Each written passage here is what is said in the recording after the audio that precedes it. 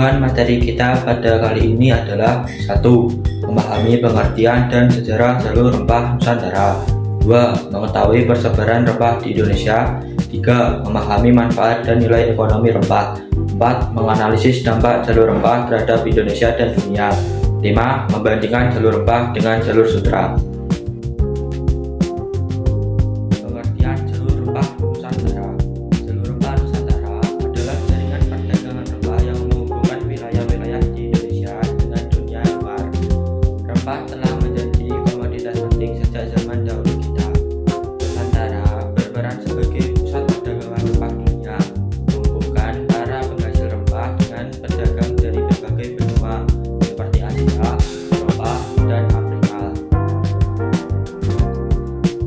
Jalur rempah dan jalur sutra. Jalur rempah mengangkut rempah dari Nusantara ke berbagai negara di dunia. Sementara jalur sutra adalah jalur perdagangan antara Asia yang membawa sutra dan barang berharga lainnya. Kedua jalur saling melengkapi dalam pertukaran barang dan budaya, serta berperan penting menghubungkan benua dan bangsa. Persebaran rempah. Maluku, cengkih dan polas sebagai rempah utama. Sumatera, penghasil lada terbesar di Nusantara. Jawa, kayu manis dan berbagai rempah lainnya. Nusantara menjadi pusat persebaran rempah yang menghubungkan pedagang dari seluruh dunia. Jenis-jenis rempah. Yang pertama ada cengkih, bunga kering beraroma kuat. Yang kedua ada pala, biji beraroma khas untuk masakan. Ketiga lada, buah kecil pemberi rasa pedas. Keempat kayu manis, kulit kayu harum untuk masakan. Kelima ada jahe, rimpang pedas dan hangat. Keenam ada kunyit, rimpang kuning pewarna alami. Keenam ada kapulaga, biji aromatik untuk masakan. Emas hijau. Rempah-rempah Nusantara dijuluki emas hijau karena nilainya yang sangat tinggi di pasar dunia. Bangsa Eropa rela menempuh perjalanan jauh untuk mendapatkannya. Rempah menjadi komoditas paling mahal dan langka, bahkan melebihi nilai emas. Kekayaan dan perdagangan rempah membawa kejayaan besar bagi penguasa dari kerajaan-kerajaan Nusantara. Manfaat rempah.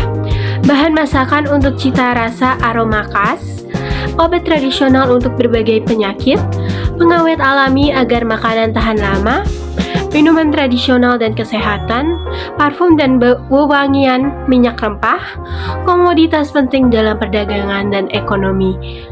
Sebagai obat-obatan, menghangatkan tubuh, mengawetkan makanan, menambahkan citra rasa makanan, pengharum ruangan. Mengapa rempah sangat berharga? Permintaan sangat tinggi dari bangsa Eropa dan Asia sejak abad pertengahan. Sulit diperoleh di Eropa, hanya bisa didapat melalui jalur perdagangan panjang. Banyak manfaat kesehatan sebagai obat, antiseptik, dan penyembuh alami. Meningkatkan cita rasa masakan dan digunakan sebagai pengawet makanan. Digunakan sebagai parfum dan wewangian yang bernilai tinggi. Harga jual sangat tinggi di pasar internasional setara dengan emas. Rempah sebagai simbol status sosial, kemewahan. Rempah dianggap barang mewah dan langka yang hanya mampu dibeli oleh kalangan kaya dan bangsawan. Kepemilikan rempah menunjukkan kekayaan dan status sosial yang tinggi. Rempah digunakan dalam pesta besar dan upacara penting sebagai simbol kemewahan dan kehormatan. Semangati Gage Gold mencari kekayaan dari rempah dan sumber daya alam Nusantara. Glory memperluas kekuasaan dan pengaruh bangsa Eropa ke seluruh dunia. Gospel menyebarkan agama Kristen ke wilayah yang dijelajahi. Ketiga semangat ini mendorong bangsa Eropa melakukan penjelajahan samudera dan kolonialisasi Nusantara. Dampak jalur rempah positif, perkembangan perdagangan dan ekonomi global, pertukaran budaya antar bangsa, pertumbuhan pelabuhan, penyebaran ilmu pengetahuan. Dampak negatif, persaingan sengit antar bangsa Eropa, monopoli dan kontrol perdagangan rempah, jajahan wilayah penghasil rempah, konflik dan peperangan di daerah rempah. Bandingan antara jalur rempah dan jalur sutra. Komoditas utama, jalur rempah berfokus pada cengkeh, pala, dan lada. Sedangkan jalur sutra mendominasi perdagangan sutra, teh, dan kerajinan. Cakupan wilayah, jalur rempah menghubungkan Nusantara dengan dunia internasional, sementara jalur sutra utamanya menghubungkan Asia dan Eropa.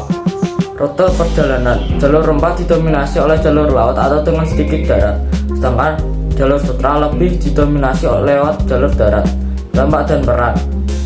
perdagangan rempah memicu datangnya kolonialisme di Nusantara, sementara jalur sutra mendorong pertukaran budaya dan barang-barang berharga antar benua.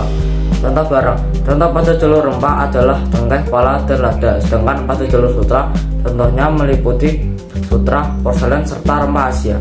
Kesimpulan yang pertama, jalur rempah adalah kunci dalam sejarah perdagangan dunia. Yang kedua, rempah memengaruhi budaya dan ekonomi Nusantara secara mendalam. Yang ketiga, jalur ini membawa perubahan besar dalam sejarah global. Yang keempat atau yang terakhir, menjadi awal penjajahan dan interaksi antar bangsa yang mengubah. Penutupan, jalur rempah bukan sekedar perjalanan rempah, tetapi perjalanan sejarah yang menghubungkan Nusantara dengan dunia.